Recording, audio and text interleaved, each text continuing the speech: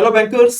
Hello bankers, a very good evening to all of you. स्वागत है आप सभी का हमारे ऑफिशियल यूट्यूब चैनल सीआईबी वाला पर। आज इस समय पर एक स्पेशल सेशन के साथ मैं जुड़ा हूं आपके लिए, और ये सेशन आपके सीआईबी एग्जाम से संबंधित।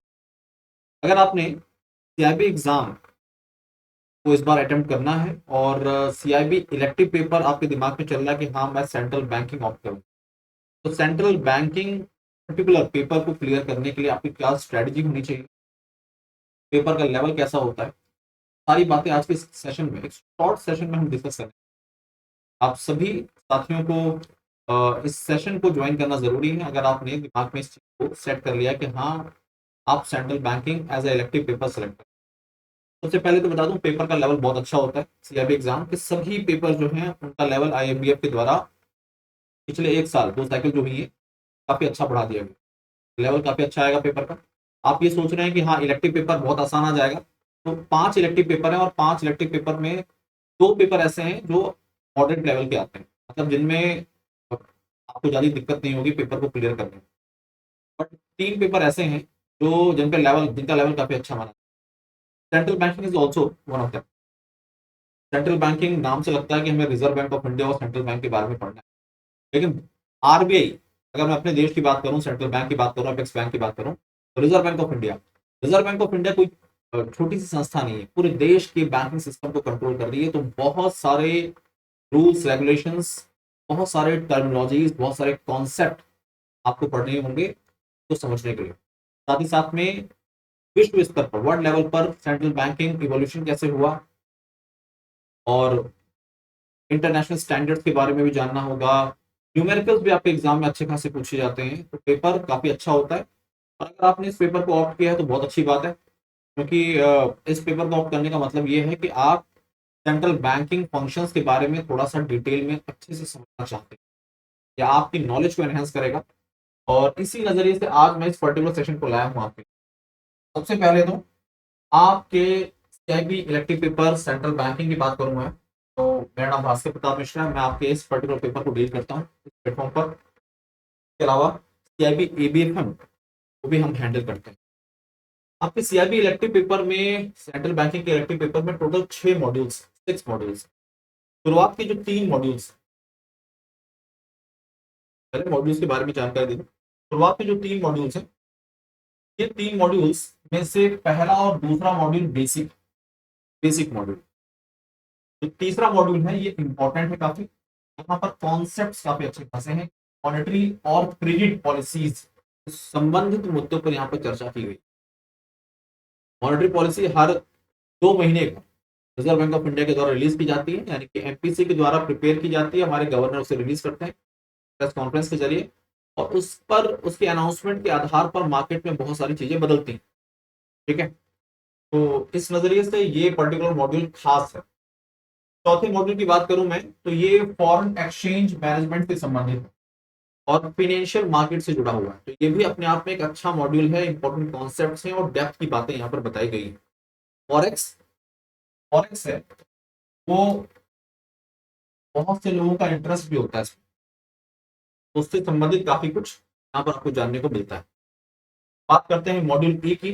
मॉड्यूल ई में सेंट्रल बैंक रेगुलेशन, सुपरविजन और फाइनेंशियल स्टेबिलिटी से संबंधित मसलों पर बात की गई है। जैसे एग्जांपल के तौर पर बता दूं मैं आपको, इस पर्टिकुलर मॉड्यूल के अंतर्गत शेड्यूल कमर्शियल बैंक्स, और इसके अलावा अगर हम बात करें कोऑपरेटिव बैंक्स, साथ साथ में प्रॉम्प्ट करेक्टिव एक्शंस जैसे जो इंपॉर्टेंट टॉपिक्स हैं उनके बारे में डिटेलिंग में सारी जानकारी।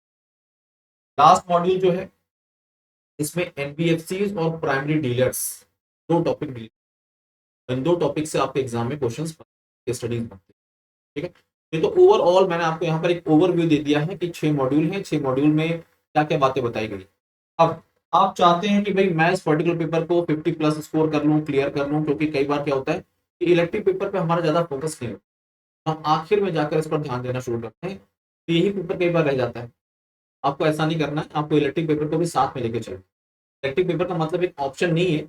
इलेक्टिव पेपर का मतलब है कि आप चाहते हैं कि एक पर्टिकुलर सब्जेक्ट में स्पेशलाइजेशन।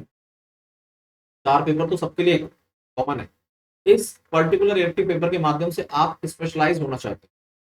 अगर आप रूरल बैंकिंग से जुड़े हुए हैं तो आपने रूरल बैंकिंग ऑप्ट कर लिया है, आप मैनेजमेंट से संबंधित तो आपने एचआरएम ले लिया है।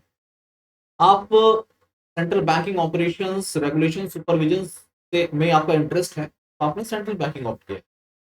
रिस्क मैनेजमेंट के लिए रिस्क मैनेजमेंट और आईटी से जुड़े हुए तो आईटी। तो these are the 5 elective papers of CIB exams. आप अपने इंटरेस्ट और स्पेशलाइजेशन के आधार पर इनको ऑप्ट करिए। अब स्ट्रेटजी, इस पर्टिकुलर पेपर को क्लियर करने की स्ट्रेटजी क्या है? सबसे पहला काम ये होता है कि आपको पिछले 2 साइकिल के पेपर को एनालाइज करना है।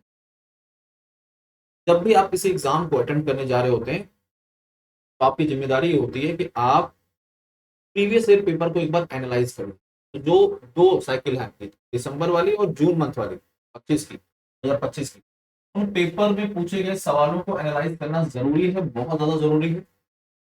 और वहां कौन से ऐसे टॉपिक्स हैं जो बार बार रिपीट होते हैं, मोस्ट कॉमन, उनको पढ़ लीजिए। उनको कोशिश करिए डेली या फिर 2 दिन में एक पर्टिकुलर टॉपिक को आप अच्छे से पढ़ना शुरू करें।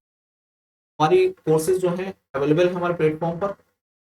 कोर्सेज के साथ जुड़कर पूरे complete electric paper central banking को आप अच्छे से पढ़ सकते हैं। कॉन्सेप्ट और आपकी पकड़ अच्छी हो, कॉन्सेप्ट को समझना जरूरी है। पूरा सीआईबी पेपर ही कॉन्सेप्ट बेस्ड है। कॉन्सेप्ट क्लियर नहीं है पर क्लियर नहीं होगा, ये गारंटी है। एमसीक्यूज की प्रैक्टिस के लिए आपको जब हमारे बैचेस के साथ जुड़ते हैं आप, तो आपको क्विजेस मिल जाते हैं, मॉक टेस्ट मिल जाते हैं, तो वहां पर आपकी प्रैक्टिस के लिए अवेलेबल रिसोर्सेज होते हैं।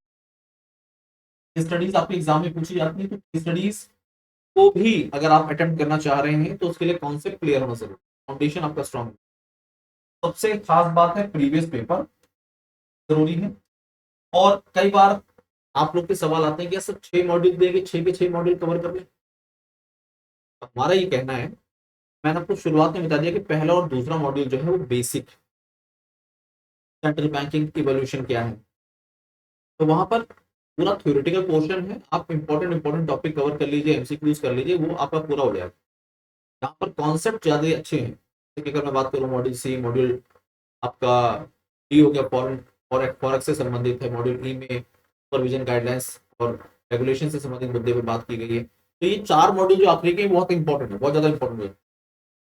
इंपॉर्टेंट टॉपिक्स क्या है ये आपको पता होनी चाहिए कि हाँ मुझे पर्टिकुलर मॉड्यूल से इंपॉर्टेंट टॉपिक ये कवर करके ही जाना है, पूरा का पूरा मॉड्यूल मुझे स्किप नहीं करना। ठीक है। तो सेंट्रल बैंकिंग में आखिरी के जो 4 मॉड्यूल हैं वो कॉन्सेप्चुअल हैं, उसमें कॉन्सेप्ट हुआ जाता है, वो आप थोड़ा डेप्थ में जाके पढ़िए। शुरू के 2 मॉड्यूल हैं उसमें से केवल एमसीक्यूज, इंपॉर्टेंट वन लाइनर्स, वो सब कवर कर लीजिए। इस तरह से आप पर्टिकुलर सीआईबी इलेक्टिव पेपर पर कमांड अपनी अचीव कर सकते हैं। अब मैं आपको यहाँ पर सीआईबी इलेक्टिव सेंट्रल बैंकिंग से संबंधित कुछ इंपॉर्टेंट टॉपिक के बारे में जानकारी दे रहा हूँ। अगर आप 1 बाय 1 करके एक एक टॉपिक को साथ में लेके चलते हैं तो आपकी ओके हो जाएगी।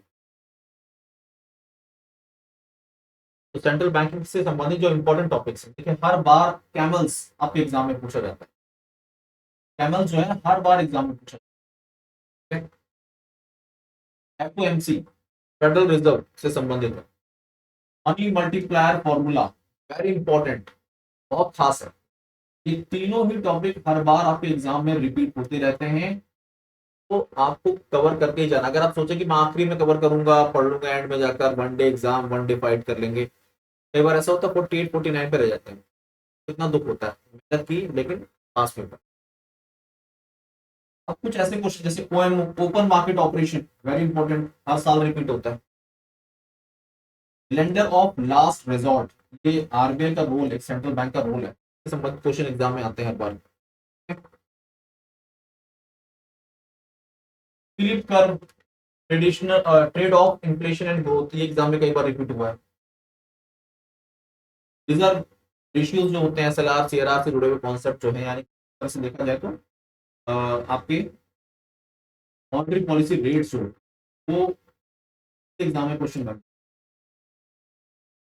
फॉरेक्स रिजर्व मैनेजमेंट कैसे होता है, फॉरेन करेंसी असेट्स क्या होते हैं, वेरी इंपॉर्टेंट।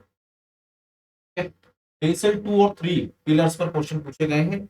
ये तो आप बीएफए में भी पढ़ते रहते हैं, तो इसलिए आपके लिए आसान हो जाएगा इसको समझना और पढ़ना। ये जो एक्ट्स है हमारे, RBI act, banking regulation act, property bank से संबंधित बीआर एक्ट में कुछ अमेंडमेंट किए गए हैं। एनबीएफसी की लेयर्स क्या है, प्राइमरी डीलर्स क्या है, these are the very important topics. PCA for commercial bank and NBFCs, money market से जुड़े हुए कुछ कॉन्सेप्ट पूछ लिए जाते हैं। NCR, leverage ratio, money multiplier, very important. और डिस्क्रिशन क्या होता है, discretion objective of MP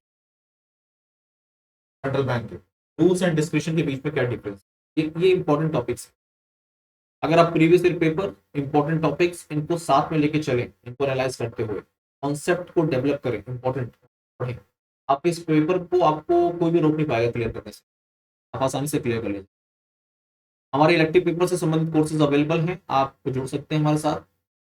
CIB Mahapack is a very important one stop solution for CIB exam. CIB Mahapack के अंतर्गत आपको चारों मेन पेपर और इलेक्टिव पेपर्स का एक्सेस मिल जाता है और सारे बैचेस का एक्सेस, 20 बैचेस के नियर अबाउट आपको एक्सेस मिल जाएगा। आप सीआईबी मैक महापैक 1 ईयर का अगर आप एनरोल कर ले रहे हैं तो वो एनएफ है, उसके बाद आपको किसी बैच को खरीदने।